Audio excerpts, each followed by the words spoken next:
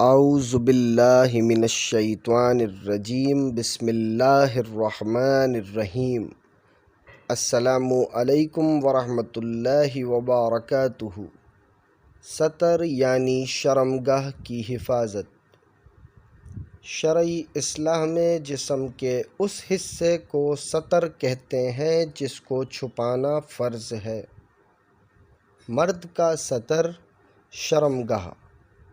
حدیث شریف ہے جو کچھ گھٹنے کے اوپر ہے چھپانے لائق ہے، اور جو کچھ ناف کے نیچے ہے وہ چھپانے لائق ہے۔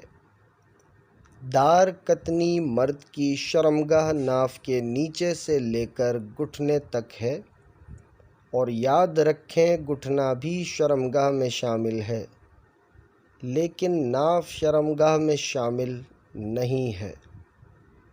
ناف کے نیچے سے شرمگاہ شروع ہوتی ہے، اس لیے مردوں کے لیے ایسے کپڑے پہننا جائز نہیں ہے جس میں گھٹنے نظر آئیں۔